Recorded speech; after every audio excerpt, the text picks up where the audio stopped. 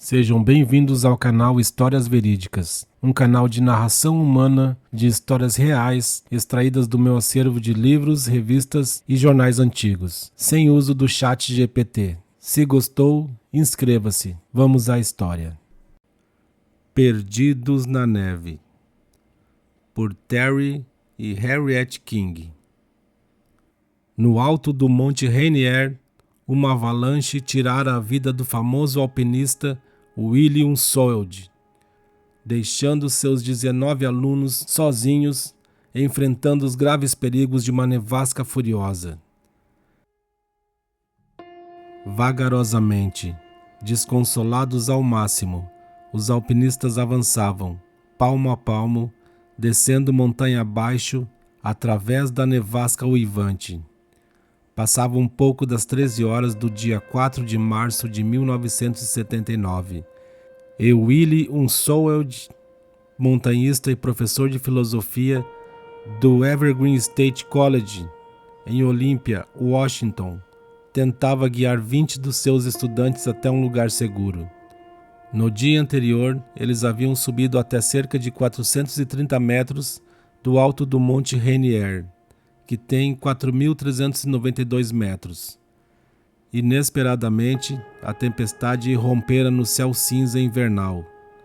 Eles acamparam para passar a noite a 3.600 metros, planejando voltar na manhã seguinte para sua base em Camp Moore, 550 metros mais abaixo.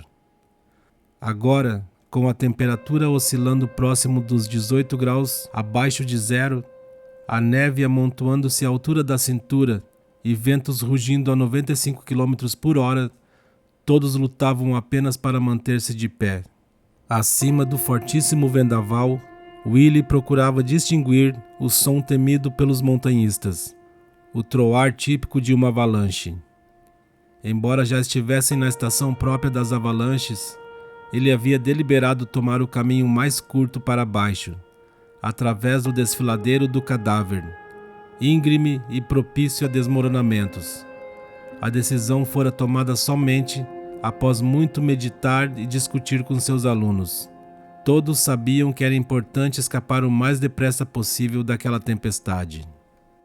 As montanhas eram a vida de Willie Unsoeld, alpinista de fama mundial. Ele havia sido um dos líderes da primeira escalada do Monte Everest pela traiçoeira Cordilheira Oeste, em 1963.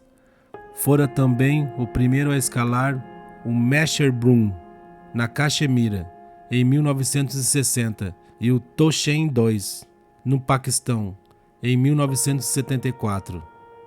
No Evergreen State, que ele ajudara a fundar em 1971, Willie participava com centenas de estudantes ansiosos a emoção e a alegria das escaladas, durante as aulas de recreação externa, parte de um programa em que os estudantes aprendiam, em contato direto, a enfrentar ambientes desafiadores na natureza.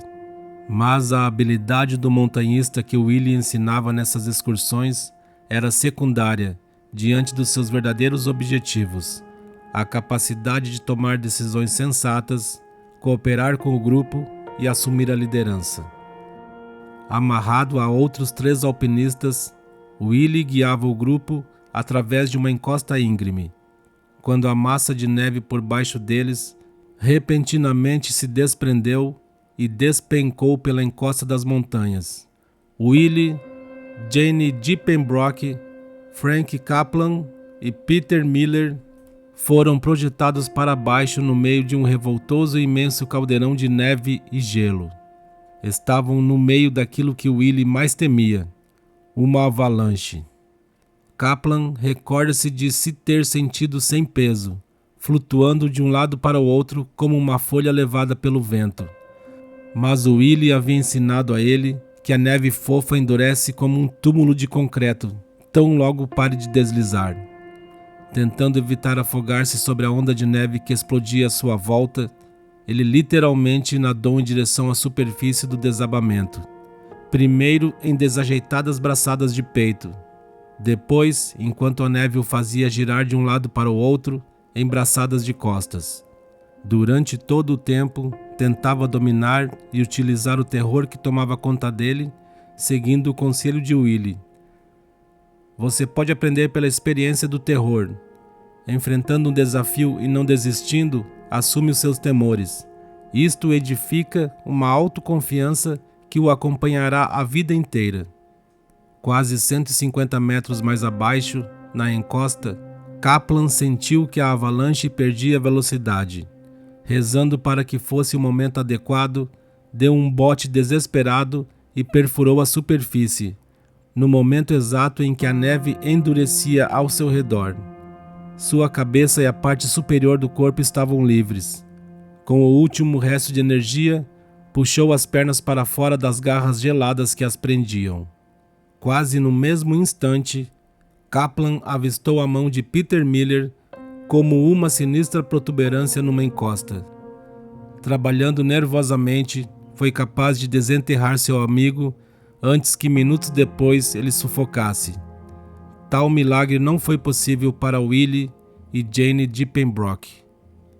Quando foram encontrados, enterrados sob mais de meio metro de neve, ambos estavam mortos. A avalanche não apanhara os outros estudantes e, uma a uma, as equipes restantes, ligadas por cordas, lutaram até o local fatal mais abaixo. Durante mais de uma hora, Ian Eolis e Bruce Clifton tentaram reanimar Willie e Jane, mas foi inútil. Os problemas aumentavam rapidamente. Junto com os prenúncios do estado de choque, vários dos alpinistas estavam começando a sofrer de hipotermia. A visibilidade baixara para 9 metros e a noite chegaria depressa. Se não conseguissem alcançar Camp Muir, poderiam facilmente morrer.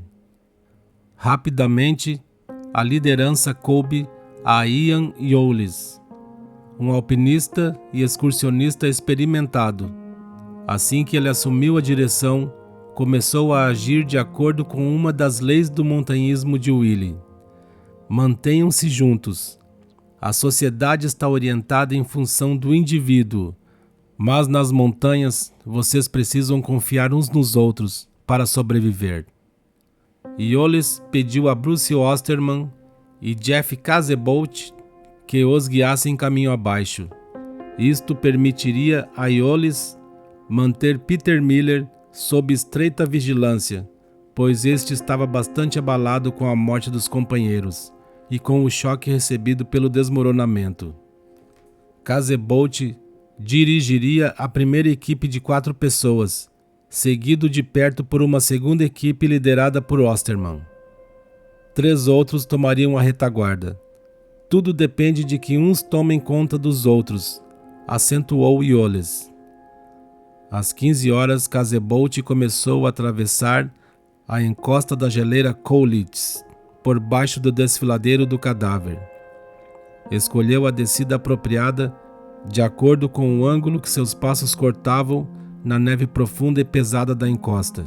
Avançando através da massa branca, mais pelo tato que pela vista, ele só podia esperar que estivesse seguindo em direção certa, mas sabia, como ele costumava dizer, que não fazia sentido preocupar-se com isso.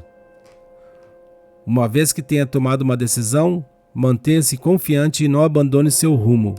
Chega o momento em que você tem de ter fé apenas. Guiando a terceira equipe, David Ridley lutava para não perder de vista o segundo grupo, mas em 10 minutos eles desapareceram no redemoinho leitoso. Bolinhas de gelo fustigavam seu rosto, e sua mochila funcionava como uma vela de barco, aprisionando o vento e atirando-o de joelhos ou de lado. Sob um vento forte, arregimente suas forças e expulse tudo o mais da mente. Quando o vento acalmar, avance o mais rapidamente possível. Em qualquer situação crítica, simplifique seu pensamento. Concentre-se no essencial. Ensinava Willie.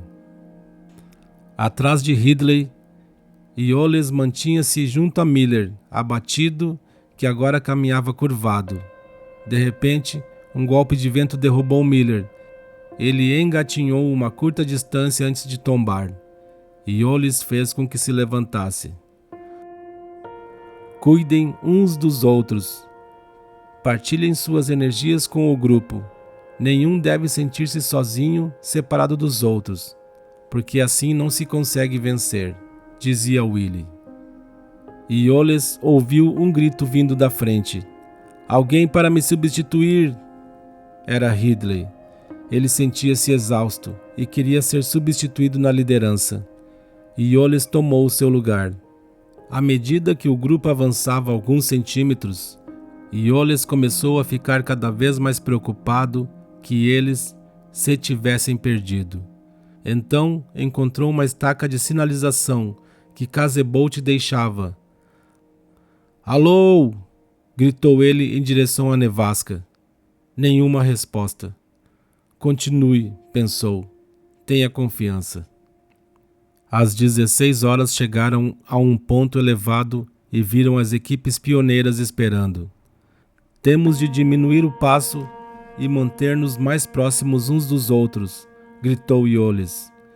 Ele viu que Sherry Gerson e Marjorie Butler estavam a um passo da histeria.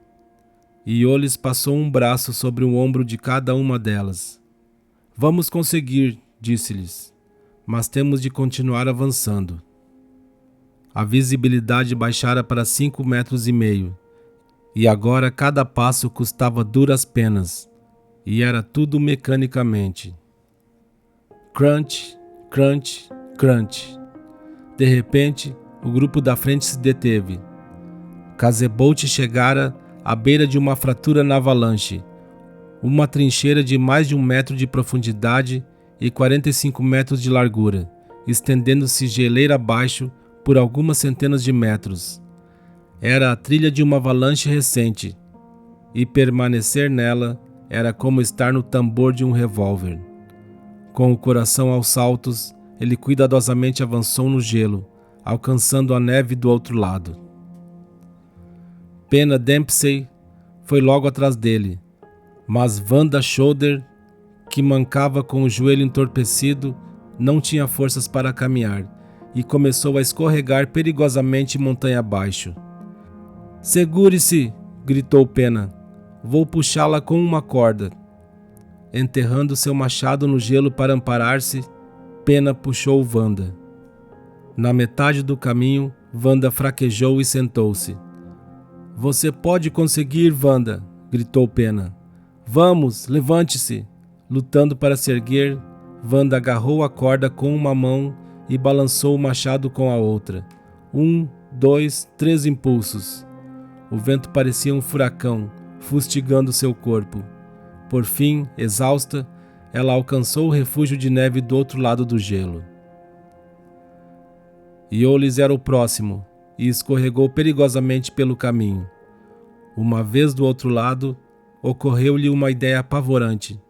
Percebeu que, acontecesse o que acontecesse, o fim de tudo estaria fora tanto do seu controle quanto do grupo. Tudo que eles podiam tentar era minimizar o risco. Não poderiam fazer nada para se salvar se a natureza se virasse contra eles. Mesmo se estivessem no caminho certo de Moore, a montanha teria a última palavra. Quase 1 palmo de neve e gelo amontoava-se no capuz de Bruce Osterman, quando ele substituiu Casebolt na liderança. Os montes de neve estariam à altura do peito em alguns lugares, e a escuridão chegaria dentro de 1 hora. Se não encontrassem Moore brevemente, Osterman sabia que alguns não seriam capazes de prosseguir. Mas os ventos fortes e a temperatura congelante tornariam quase impossível empreender esta construção. Osterman resolveu prosseguir. Tomou sua decisão. Era o que tinha de ser feito. Will recomendaria: decisões difíceis nunca se tornam mais fáceis de ser tomadas. A indecisão é o mais rápido assassino de ideias e de homens. Às 16h30, a visibilidade era de menos de 3 metros, e os primeiros sinais desmaiados do entardecer se manifestaram. Osterman aconselhou-se com Iolis e Casebolt. Vocês acham mesmo que estamos indo na direção certa? Não deveríamos estar num ponto mais alto? Desesperados, os 3 homens caminharam penosamente 20 passos em direção ao cume do monte. O terreno tinha a mesma aparência. O grupo poderia estar vagando, perdido. Por quanto tempo ainda resistiriam? Por um breve instante, o vento mudou, revelando uma pilha de pedras bem em frente a eles. Mas não havia pedras na geleira. Certamente estavam perdidos. Então Casebolt notou alguma coisa varando a neve num ponto adiante. Parecia um cano, mas descobriu-se que era uma corda coberta de gelo, amarrada a um pedregulho. Teria sido usada como varal de roupa? Teriam eles finalmente chegado a Mur? Correram para frente e para trás na neve profunda, olhando em todas as direções, até quase se chocarem com as rochas que formavam o principal abrigo de pedra de Mur. Exceto num ponto onde o vento a expulsara da pequena entrada, a neve cobria toda a construção quadrada. "Meu Deus!" gritou Osterman. "Chegamos! Estamos vivos!" A tempestade fustigou a montanha por mais 2 dias, mas o grupo estava a salvo. Surpreendentemente, ninguém se achava seriamente ferido. Havia apenas contusões, profunda exaustão e um terrível sentimento de perda. Aconchegando-se uns aos outros em busca de calor, conversaram, enquanto o tempo se arrastava, sobre Willie, Jenny e a provação que todos tinham passado. À medida que falavam, descobriam muitas coisas sobre si mesmos e suas capacidades. Era o tipo de reunião que Willie teria apreciado. Quando finalmente a tempestade parou, uma equipe de salvamento do serviço do parque alcançou Mur. Casebolt e Osterman ficaram para trás, a fim de fazerem descer os 2 cadáveres, enquanto os outros estudantes caminhavam montanha abaixo em direção à multidão que os esperava no centro de visitantes Paradise do Monte Rainier. Cantavam uma estrofe de uma das canções de montanhistas favoritas de Willie, Como a Montanha, de Naomi Little Beer. A vontade é mais forte que você, é como a montanha, antiga e forte, e vai resistindo, resistindo.